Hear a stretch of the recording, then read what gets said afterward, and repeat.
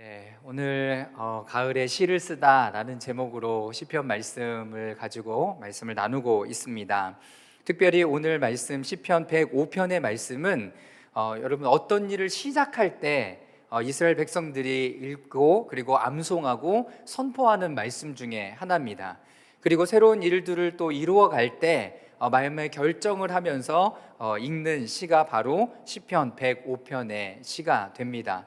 좀 길죠. 45절까지 있는데요. 오늘은 15절까지만 말씀을 함께 나누도록 하겠습니다. 이혜영 목사님께서 계속 말씀 나누실 때마다 요번에 이제 장막절이요. 이스라엘의 장막절이 어느 때부터 시작되냐면 추석 당일날 딱 이렇게 해서 시작이 됩니다. 제가 좀 이따도 말씀드리겠지만 여러분 장막절은 여러 가지 의미들을 가지고 있습니다. 먼저 장막절을 맞이하기 전에 우리가 9월 첫날은 어떤 날로 지켰냐면 나팔절로 지켰습니다. 뭐 우리가 유대인이 아니기 때문에 절기를 딱 꼬박꼬박 지켜야 되느냐라고 굳이 말한다면 하나님의 6월 그 이스라엘 절기를 통해서 우리에게 주시는 하나님의 메시지들이 있기 때문에 그 메시지들은 저희들이 받아서 함께 누리고 또 우리들도 그 하나님의 시간 가운데 거하는 것은 굉장히 영적으로 중요한 의미를 갖는다라고 말할 수 있습니다. 그래서 나팔절은 어떤 절기냐면 하나님의 마지막 때가 임한다 라는 거죠. 그리고 새로운 시대가 도래한다라는 어떤 사인을 주는 것이 나팔절입니다. 그래서 고대 전쟁에 보면 나팔을 불잖아요. 빠빠빠빠빠 빠빠빠빠 이렇게 부는 것처럼 그 나팔은요 저 지역의 모든 사람들에게 지금이 어떤 때인가를 분명하게 알려줍니다. 이스라엘 사람들은 나팔절을 어떻게 보내냐면 나팔절을 맞이할 때까지 여러분 금식하면서 보냅니다. 그리고 마지막 때를 맞이하는 거죠. 우리도 12월 31일 되면 그 전에 송구영신 예배 드리는 것처럼 그렇게 하는 것처럼 그 사람들도 여러 가지 죄악들을 회개하거나 그렇게 하는 시간들을 보냅니다. 마지막 때가 도래했다는 거죠. 그래서 나팔을 딱 불기 시작하면 그때부터 일주일간의 시간을 보내면서 무엇을 하냐면 내가 한 해 동안에 잘못한 것에 대해서 고민합니다. 그리고 만약에 내가 누구에게 잘못한 것이 생각나면 성경에 뭐라고 되어 있습니까? 네, 혼자 찾아가서 얘기하는 것이 아니라 두세 사람의 증인을 데리고 가서 그 사람에게 익스큐즈를 합니다. 굉장히 실제적이죠. 그래서 자신의 이름이 이렇게 생명책에서 지워지지 않기를 바라는 마음이 유대인들에게 있는 거예요. 근데 그것을 그냥 영적인 거지 이렇게 치부해버리는 것이 아니라 실제적인 삶 안에서 그걸 하죠. 그래서 제가 만약에 누구에게 잘못했으면 두세 사람의 증인을 데리고 가서 그 사람들에게 익스큐즈를 하는 거죠. 만약에 그 사람이 안 받아들인다 그러면 어떡하겠죠? 네, 또 찾아갑니다. 왜요? 이거는 뭐가 걸린 문제예요? 생명이 걸린 문제예요. 내 생명책에서 하나님의 생명책에서 그 생명책에서 이름이 지워질 수도 있기 때문에 생명이 걸린 문제이기 때문에 또 찾아간다는 거예요. 안 받아들이지면 네, 또 찾아가요. 그래서 자신이 이제 용서를 받고 그렇게 어떤 부분들을 이제 해결하는 그런 절기가 바로 이 절기가 됩니다. 근데 죽은 사람에게 잘못한 일이 생각났어요. 그럼 어떡하죠? 네, 12명이나 15명을 그 묘지 앞에 증인으로 데려가서 여러분 그런 그 익스큐즈를 하는 용서를 구하는 시간을 갖습니다. 여러분 그 12명을 모으려고 생각해 보세요. 쉬운 일이 아닌 거예요. 그런데 이건 뭐가 걸린 거예요? 생명에 걸린 문제이기 때문에 그렇게 하는 거죠. 그런 시간들을 보냅니다. 그리고 또 어떤 절기를 맞냐면 대속죄일을 맞죠. 그래서 여기에는 이제 레위기에 나와 있는 아사셀의 염소라고 여러분 들어보셨나요? 아사셀의 염소를 준비하죠. 대제사장이 아사셀의 염소를 준비해 2마리를 준비해 갔고요. 한 마리는 자신이 이제 지성소로 들어갈 그런 제물로 삼아서 정결례를 행하고 한 마리에는 두 손으로 안수를 한 다음에 어디로 보내요? 광야로 내어 보내죠.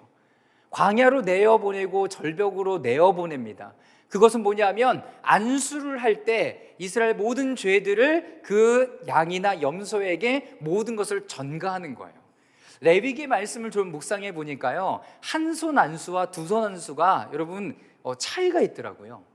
한 손 안수와 두 손 안수. 그러니까 여러분 만약에 안수를 받을 때 꼭 이렇게 목사님이 한 손으로 하는지 보고 이렇게 두 손으로 해달라고 하세요. 목사님 두 손이요. 네, 이렇게 해달라고 하세요. 왜냐하면 두 손으로 할 때는요, 전가라는 의미가 있대요. 그러니까 만약에 임파테이션이라는 거 단어 들어보셨나요? 그리고 로마서 1장에 보면 내가 나에게 있는 은사를 전달해 주고자 한다라고 이야기할 때 여러분 두 손으로 안수한다는 거예요. 이런 예가 어디에 있냐면 모세가 여호수아에게 리더십을 이임할 때 두 손을 얹고 안수한다라는 여러분 복수형이 쓰였다는 거예요. 그런데 또 이제 속죄물로 이렇게 안수를 할 때는 한 손 안수를 하면서 그거는 어떤 의미를 가지고 있냐면 기대다라는 의미를 가지고 있대요. 내가 이 제물에 기대는 거죠. 의지를 하는 거예요. 그래서 잡아서 죽일 때 하나님 내가 죽을 수는 없으니까 양을 가져왔으니까요, 하나님 내가 여기에 기댈게요, 여기에 의지할게요, 얘를 하나님 제물로 바치니 나를 용서해 주세요, 얘가 나예요, 이런 의미를 갖는다라는 거예요. 그러니까 아사셀의 염소는 내가 두 손으로 안수함으로 말미암아 그 사람에게 있는 모든 죄가 거기에 전가되고, 그리고 광야로 이렇게 내보내서 다시 돌아오게 하지 못함으로 말미암아 나에게 해당되는 죄가 이제 없다라는 그 시청각적인 어떤 이렇게 그 교육을 했다는 거죠. 그러므로 말미암아 우리에게 주는 특권은 뭐예요? 내가 다시 새롭게 출발할 수 있게 되었다라는 어떤 격려와 위로, 그리고 새 힘을 얻게 되는 시간이 바로 대속죄일의 여러분 시간인 것입니다. 그리고 나서 장막절을 맞는 거예요. 그러니까 굉장히 영적인 의미가 있는 거죠. 그래서 여러분 가정에서도 지금 3일이라는 시간들을 여러분 어떻게 보내려고 준비하셨습니까? 저희 딸이 오늘 묻더라고요. 아빠, 우리는 3일을 어떻게 보낼 거야? 그래, 첫째 날은 우리 같이 개인 기도하는 시간이다. 그랬더니 헐. 둘째 날은 할머니네 집에 가야지. 좋아. 셋째 날은 삼촌들 만나야지. 좋아. 근데 첫째 날은 별로인 것 같아요. 여러분 이 3일을 여러분 알차게 보내세요. 해리포터 시리즈를 쭉 본다든가, 네, 그런 걸로 삼으시지 마시고요. 가족들이 함께 모여서 어떤 영적인 어떤 리추얼이라는 이런 얘기도 할 텐데요, 그런 것들을 하나 이렇게 딱 정하세요. 그래서 저희는 구정 때나 신정 때는 신명기를 계속 읽습니다. 아이들하고. 우리 딸 하나니까. 네, 3명이 읽는 거예요. 5절씩 읽고 그 다음에 몇 장 읽은 다음에 느낀 점 말하고. 그러면서 신명기의 첫 날을 시작할 때는 그 신명기의 말씀으로 우리에게 주시는 하나님의 말씀을 다시 붙들고 가고, 그리고 또 이제 장막절을 맞이할 때는 또 우리에게 어떤 새로운 날을 주시는 그 하나님의 어떤 것들을 기억하면서 보내는 시간들로 여러분 삼아 가실 수 있었으면 좋겠습니다. 그러니까 장막절은 이런 의미를 가지고 있습니다. 이 명절은 약속의 땅으로 들어온 이스라엘이 과거의 광야 생활을 기억하고 또 현재의 축복을 감사하며 지키는 것입니다. 이게 첫 번째 의미죠. 광야에서 하나님께서 우리를 출애굽시키시고, 그리고 두 번째로는 이스라엘 백성들이 광야에서 하나님의 인도하심을 받았던 것을 기억하는 거예요. 그래서 이혜영 목사님 그런 얘기 하잖아요. 장막절에 이렇게 장막을 치면 이렇게 해와 달이 이렇게 별이 보이게 친다고, 얼기설기하게. 왜냐하면 그 별들을 보면서 하나님이 주신 언약을 기억하는 거예요. 그리고 장막 안에서 하나님의 말씀을 보는 거고. 그래서 이스라엘에 가면 테라스에, 베란다죠, 우리나라에 베란다에 다 해놨어요. 그리고 아침 저녁은 거기서 먹어요. 꼭. 네, 잠을 잘 분들은 꼭 거기서도 자기도 하고. 그러면서 광야의 생활을 다시 기억하는 거고요. 또 한 가지는 그들에게 현재의 축복에 감사하는 마음을 하나님 앞에 올려드리는 시간들로 갔습니다. 또 장막절은 그리스도의 재림을 예표합니다. 하나님 나라에, 이제 그 하나님의 장막, 하나님의 나라에 들어가서 안식을 누리고 주님과 친밀한 교제를 나눌 것에 대해서 미리 경험하고 훈련하고 연습하는 거죠. 그래서 예배도 그런 의미를 가지고 있습니다. 그래서 우리 자녀들이 요즘은 그러니까 인터넷으로 예배를 드리잖아요. 어떤 꼬마아이가 그랬더래요. 뭐라고 얘기하냐면, 엄마, 나 화장실 갔다 와야 되니까 잠깐 멈춰주세요. 네, 이런 게 돼버린 거예요. 아이들에게 있어서. 엄마 잠깐만요, 나 화장실 갔다 오면 잠깐만 멈춰주세요. 네, 예배가 이제 그렇게 아이들에게는 적용이 되고 있는 거죠. 그래서 예배를 통해서 또 우리에게 하나님 나라에 들어가서 안식을 누리고 이런 부분에 대해서 훈련하고 연습하는 것도 우리에게 꼭 필요한 부분들이다라는 생각이 있습니다. 그래서 여러분 추석을 정말 하나님의 뜻 가운데 잘 보내시고요. 이제 새로운 출발을 할 때 그냥 과거에 묵혀뒀던 것들 또 그냥 또 싸질머지고 가지 말고요. 버리고 하나님, 제가 이제 새롭게 출발하기를 원합니다 라는 마음으로 여러분 출발할 수 있기를 바랍니다. 자, 1절부터 5절까지의 말씀을 우리 다시 한번 읽어보도록 하겠습니다. 함께 읽겠습니다. 시작. 여호와께 감사하고 그분의 이름을 부르라. 그분이 하신 일들을 사람들 가운데 알리라. 그분께 노래하고 찬송하며 그분이 하신 놀라운 일들을 말하라. 그 거룩하신 이름을 자랑하라. 여호와를 찾는 사람들은 마음으로 즐거워하라. 여호와를 찾고 그분의 능력을 바라보라. 영원히 얼굴을 찾으라. 하나님께서 하신 놀라운 일들과 그 기적들을 선포하신 일들을 기억하라. 네. 자, 첫 번째는요, 오늘 시편 1절부터 5절까지의 말씀에는요 10가지 명령이 있습니다. 10가지 명령. 자, 한번 10가지 명령을 여러분 성경이나 이런 데서 한번 찾아보시고 표시해 보세요. 첫 번째는 감사하고 부르라. 두 번째, 세 번째는 알리라. 네 번째는 찬송하며, 다섯 번째는 말하라.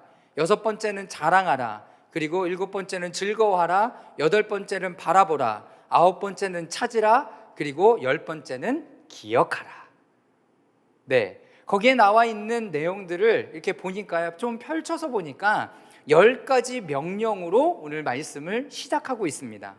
왜 감사해야 하는가? 왜 그분의 이름을 불러야 하는가? 왜 하나님의 이름을 많은 사람들에게 알려야 되는가? 그 이유는 내가 바로 그런 정체성을 가진 사람이라라는 겁니다. 내가 바로 그런 정체성을 가지고 있는 사람인 거예요. 내가 하나님 앞에 구원을 받은 사람이고, 그분의 은혜를 받은 사람이고, 또 하나님의 공급하심과 이끄심을 받아 사는 사람이기 때문에 또 새로운 삶을 출발할 때 이런 10가지 명령이, 명령이라기보다 나의 삶에 자연스럽게 이렇게 읊어대는, 그리고 외우고 선포되는 말씀이기를 하나님께서는 원하신다라는 것입니다. 그래서 이사야 43장 21절 말씀에 보면 이렇게 기록합니다. 이 백성은 나를 찬양하게 하려고 내가 손수 만든 사람들이다. 우리말 성경이 조금 더 감동적으로 해석을 했다라고 생각합니다. 내가 손수 만든 사람들이다. 내가 지은 백성들이다 라고 얘기할 수 있지만, 내가 손수 만들므로 말미암아서 분명한 목적을 가지고 있는 거예요. 하나님께서 여러분들을 지으신 목적과 이 정체성이 분명하다는 거예요. 그 정체성을 분명히 빨리 찾는 사람일수록 여러분들의 삶에 낭비되는 시간이 없다라고 저는 믿습니다. 왜냐하면 거기를 정진할 수 있기 때문에 그래요. 그런데 여러분, 그것이 그렇게 쉽게 찾아지지 않고요, 빨리 찾아지지 않아요. 왜냐하면 그 정체성을 흐트러 버리는 것들이 세상 가운데 너무나 많기 때문에. 그러니까 우리는 그 고민을 여러분 계속 어른이 되어서도 하는 거죠. 그리고 결정적인 순간이 되었을 때, 아니다, 내가 이거 하려고 하나님께서 나를 지으신 것 같다. 그리고 그 여정 가운데 동참하고 발걸음을 내딛게 되는 거예요. 내딛게 되는 거예요. 오늘도 일부 예배 가운데 선교사로 파송되는 분이 계셨죠. 저희들이 보고 깜짝 놀란 건 굉장히 젊은 분이에요. 예. 그리고 10년 전에 또 거기에 그 피국에 가서 시간을 보냈던 분이고, 젊었을 때 그렇게 마음에 결정한 것을 이 땅에 와서도 결정하고 고민하고 훈련하고 있다가 또 이제 마음에 딱 결정이 되어서 이제 출발하게 되는 거죠. 예, 얼마나 복된 여정일까요? 선교사로 나아가라는 말씀이 아니라 하나님께서 여러분들의 삶에 부르심이 분명하게 있다라는 것입니다.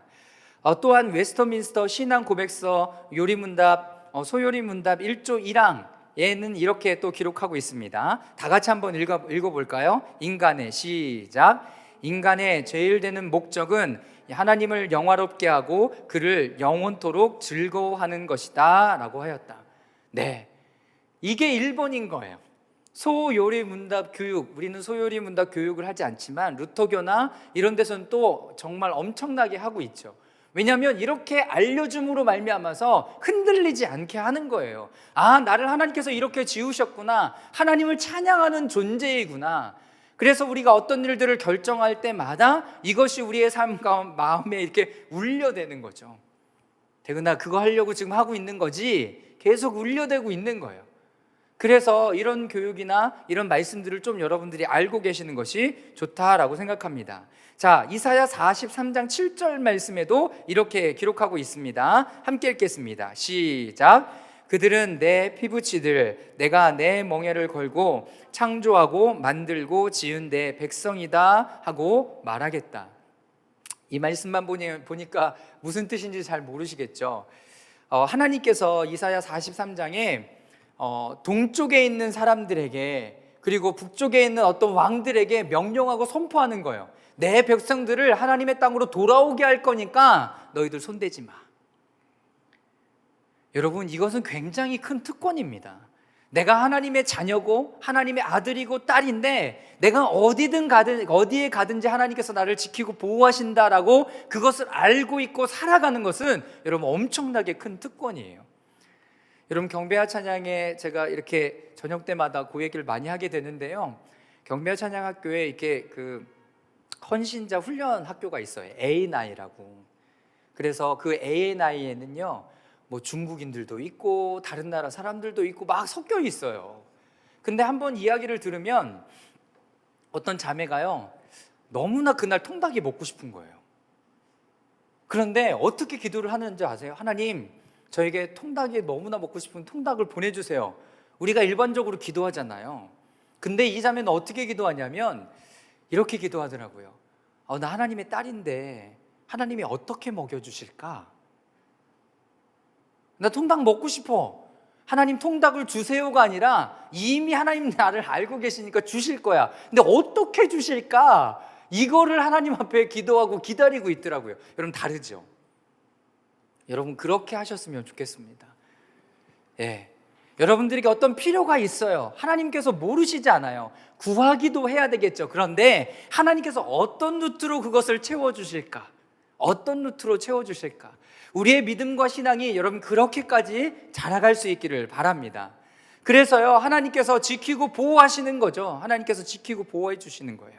자, 그리고 고린도전서 6장 20절 말씀을 또한 함께 읽어보도록 하겠습니다. 함께 읽겠습니다. 시작. 하나님께서 값을 치르고 여러분을 사셨습니다. 그러므로 여러분의 몸을 하나님께 영광을 돌리십시오. 여러분들의 몸으로 하나님께 영광을 돌리십시오라고 이야기를 하고 있습니다. 새롭게 시작하는 사람들에게, 또 장막절을 맞아서 추석, 여러분 우리가 이 절기 그냥 하나님께 감사드리는 그런 절기뿐만 아니라 여러분 이스라엘의 절기처럼 여기 안에 한 해의 출발이다. 이제 하나님의 장막으로 들어가서 안식을 누리는 삶으로 내가 이 삶을 연습한다라고 여러분 영적인 의미를 부여하시고요. 하나님께서 우리를 새롭게 해주시고 값을 치르고 사셨으니까 우리의 몸으로 어떻게 하면 하나님께 영광을 돌릴 수 있을까라고 고민하며 갈 수 있기를 주님의 이름으로 축원합니다. 여러분, 그래서 아까 말씀드렸던 그 절기 안에 하나님께서는 거기에 예수 그리스도의 어떤 증표와 이미지들을 계속 심겨두었다는 것을 여러분 기억하시길 바랍니다.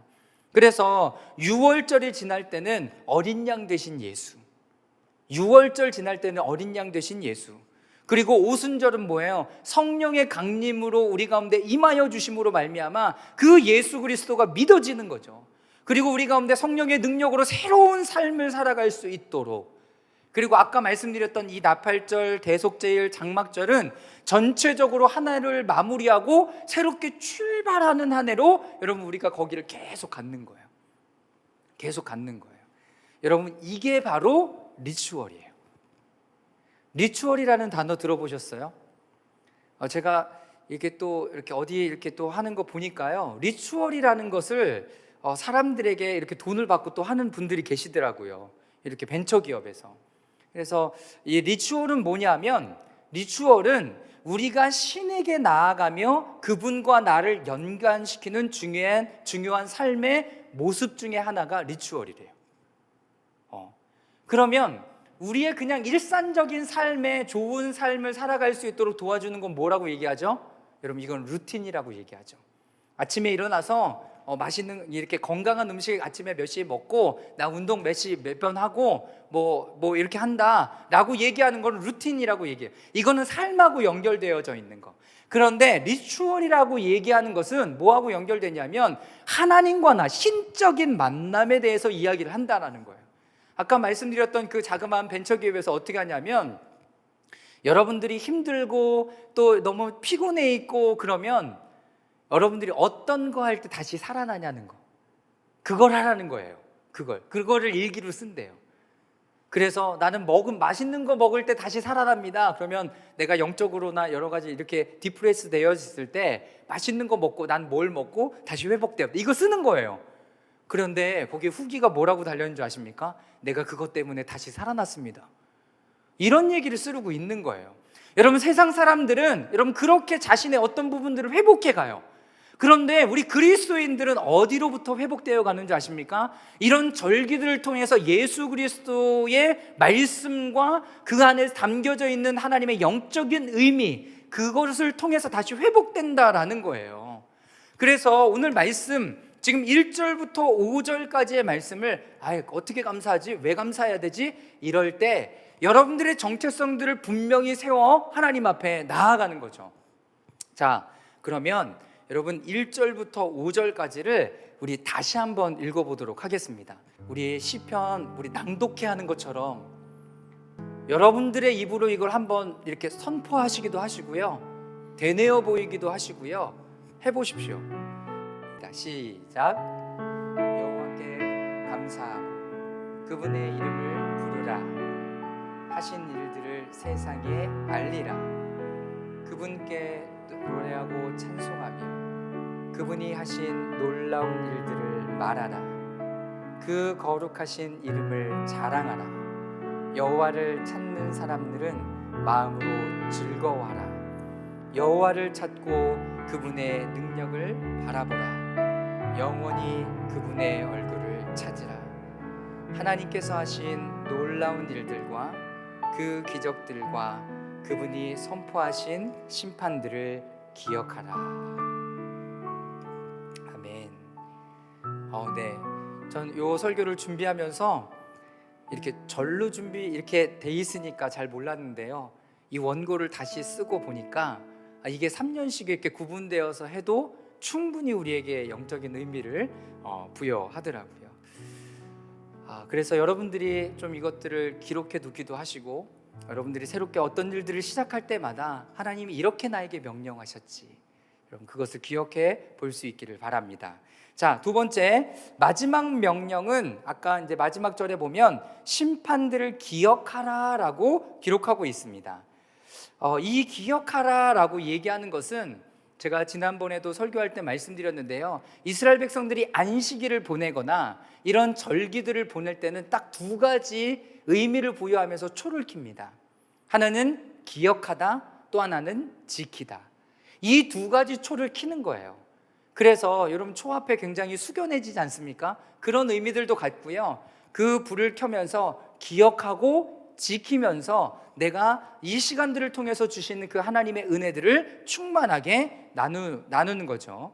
그래서 첫 번째는 기억하라라고 하나님께서 명령하시는데, 누구에게 이것을 기억하라라고 이야기하냐면 아브라함의 후손, 그리고 선택하신 백성, 그리고 야곱의 자손들에게 하나님께서 이 부분들을 말씀하고 계신 거죠. 이것이 6절입니다. 제가 한번 읽겠습니다. 오 그분의 종 아브라함의 후손아, 오 그 선택하신 백성 야곱의 자손들아. 이것은 유대인들에게 이렇게 주어진 말씀이기 때문에 먼저는 아브라함의 후손들 그리고 야곱의 자손들에게 해당되지만, 지금 이 글을 읽는 우리들에게도 동일하게 적용이 되는 거죠. 그것을 기억하고 또 따져가는 분들이 계시더라고요. 그것을 따져가면서 또 우리나라에서도 그 하나님의 절기를 지켜가는 사람들이 있어요. 그러니까 하나님의 시간을 살아가고 싶은 거죠. 그것을 기억하면서.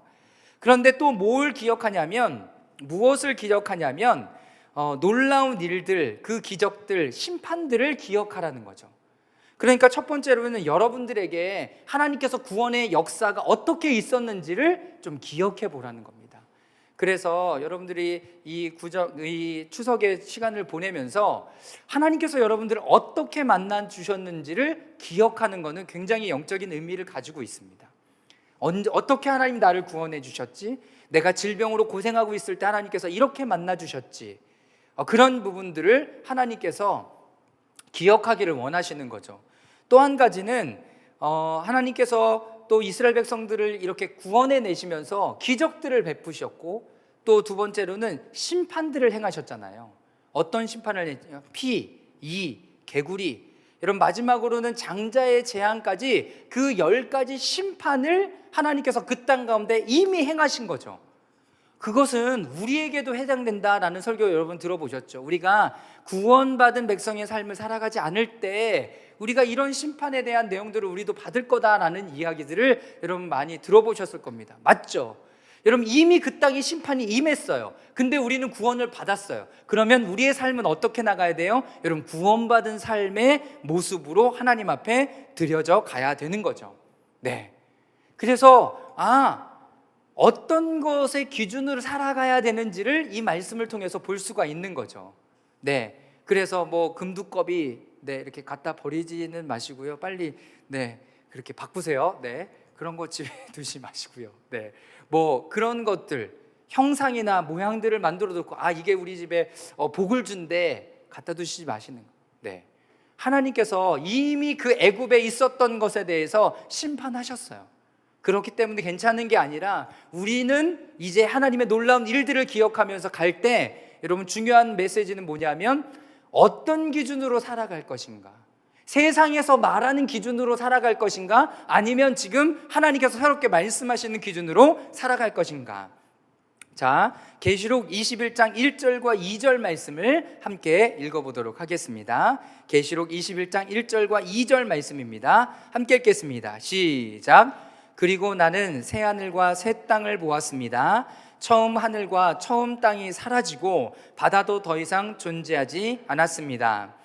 또 나는 거룩한 도성 새 예루살렘이 하늘에서 하나님으로부터 자기 남편을 위해 화장한 신부처럼 준비돼 내려오는 것을 보았습니다. 여기 보면 여러분 명확하죠. 뭐가요? 처음 하늘과 처음 땅이 사라져요. 그리고 어떻게 해요? 새 하늘과 새 땅이 우리 가운데 임하는 거예요. 그래서 이스라엘 백성들에게 과거에 있었던 애굽의 삶과 그들의 습성과 이런 모든 것 동경했겠죠. 나도 저렇게 살아갔으면 좋겠다. 나도 집 하나 있었으면 좋겠다. 나도 개구 금두껍이 있었으면 좋겠다. 이런 막연한 기대감에서 이제 벗어나서 하나님이 인도하시는 새하늘과 새 땅의 삶을 살아가기를 하나님께서는 우리들에게 말씀하시는 거죠. 여러분 그게 출애굽에 있었는데요, 여러분 이게 계시록에도 나타나고 있다라는 거예요. 그러니까 성경을 반으로 딱 접으면 에덴 동산도 여러분 창세기 3장에 기록되어 있지만 계시록 22장의 맨 마지막 문단에도 여러분 그 말씀이 있죠. 하나님께서 도성을 보여주시는데 그 좌우에 생명나무가 쭉 있고요, 가운데는 생명수가 흐르고 있는 그런 에덴의 동산을 다시 회복하고 우리가 그 안에서 살고 누릴 것에 대해서 분명하게 말씀하고 계시다는 겁니다. 사랑하는 여러분, 하나님께서 우리에게 기억하라고 하시는 것이 여러분 무엇일까요? 첫 번째는 구원이에요. 여러분들을 구원하실 때 하나님께서 기적을 이루어내셨던 것이며, 마지막 세 번째는 여러분 그 땅을 심판했던 것을 기억하고요, 우리의 삶의 모습을 여러분 바꿔야 되는 거죠. 어떤 기준이요? 세상의 기준이 아니라 하나님의 기준으로 바꿔야 되는 거죠. 그래서 새 하늘과 새 땅의 기준, 그리고 성령의 역사, 성령의 기름 부으심의 기준으로 여러분 이것을 바꿔가야 되는 거죠.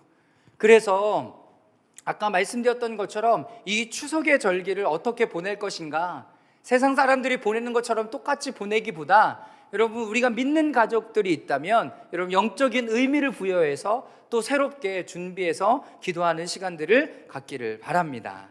자, 두 번째, 또 기억해야 되는 것이 있는데요. 두 번째로는 하나님과의 맺은 언약을 기억하는 것입니다. 자, 9절과 10절 말씀을 8절, 9절, 10절까지 말씀을 우리 함께 읽어보도록 하겠습니다. 함께 읽겠습니다. 8절, 9절, 10절이요. 시작. 그분은 언약을 영원히 기억하시고 명령하신 말씀은 천대까지 기억하신다. 이것은 그분이 아브라함과 맺은 언약이요 이삭에게 하신 맹세며 야곱에게 율법으로 세우신 것이며 이스라엘에게 영원한 언약으로 세우신 것이다. 네, 여기도 여러분 점점점 이렇게 앞으로 가는, 이렇게 확장되는 개념을 보여주고 있는 것이요. 자, 8절 말씀에는 그분 하나님께서 그 언약을 기억하신다라고 표현하고 있습니다. 자, 그런데 9절 말씀에는 아브라함과 맺은 언약이다라고 얘기해요.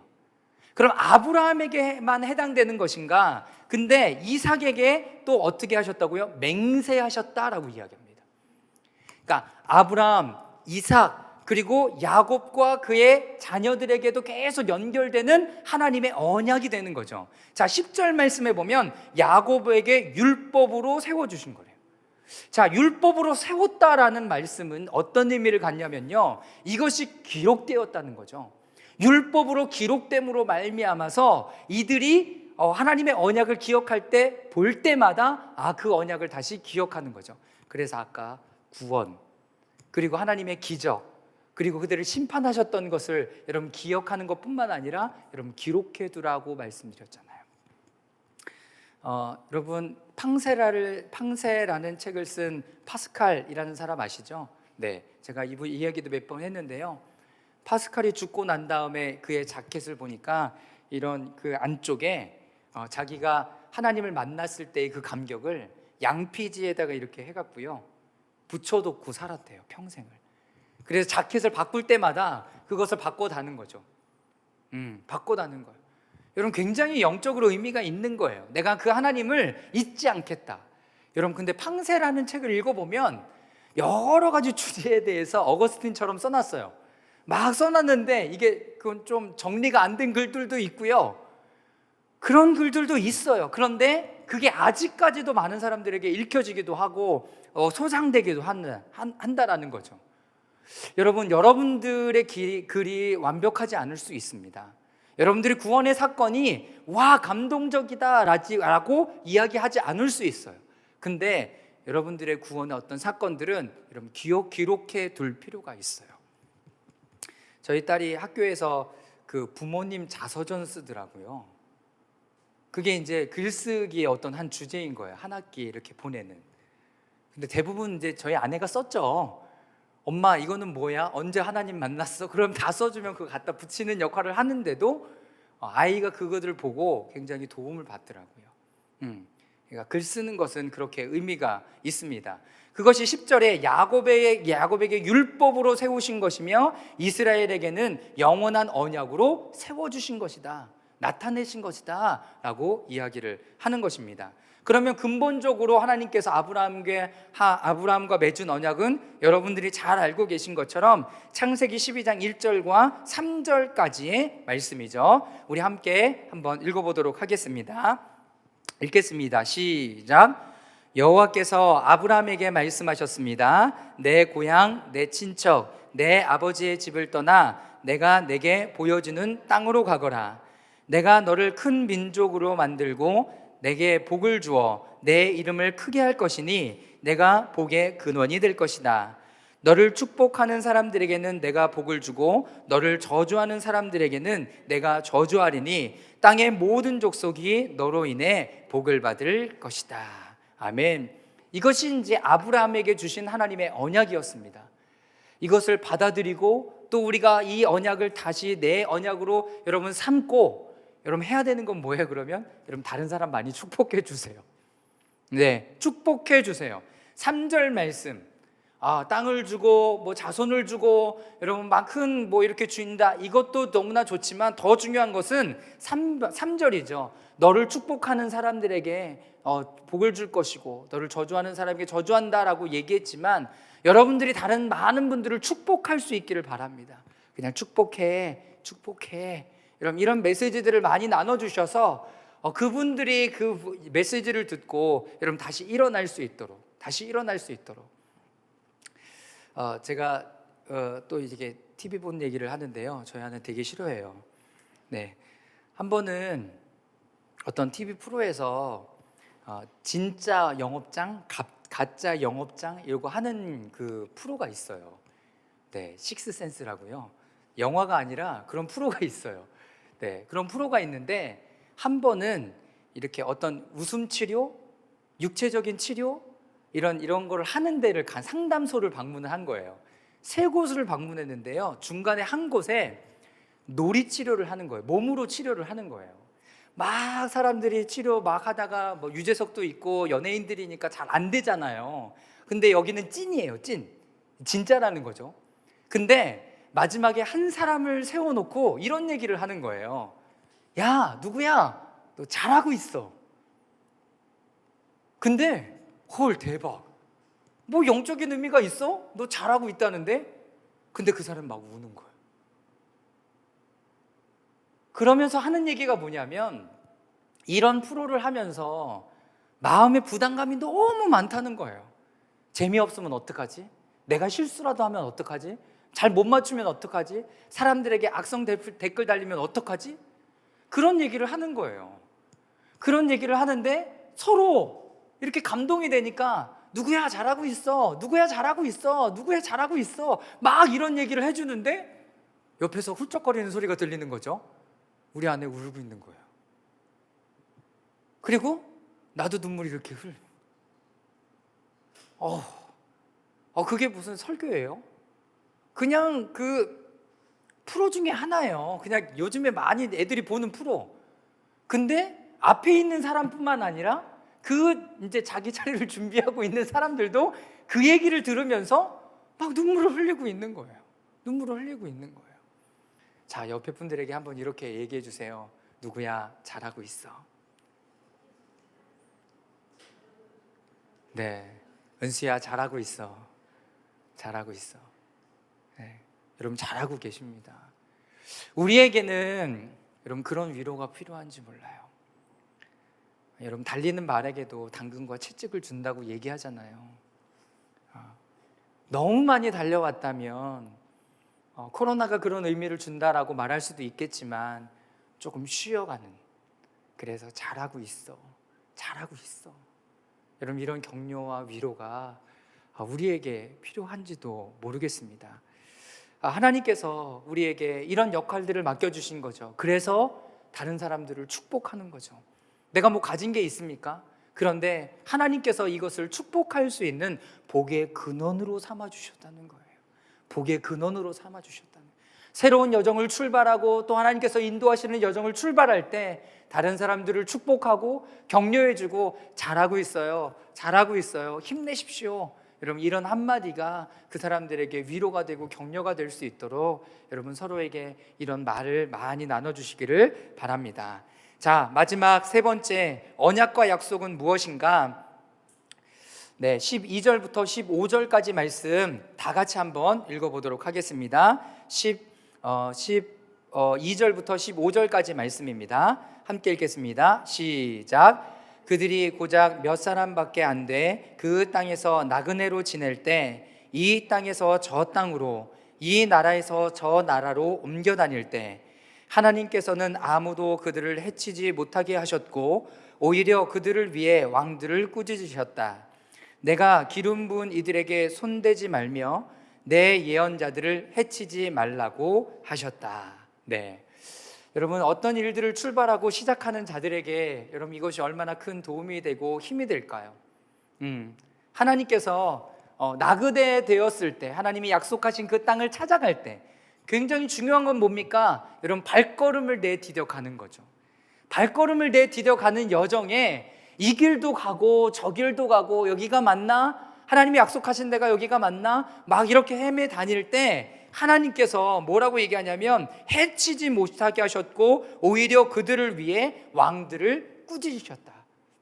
아브라함이 그랬잖아요.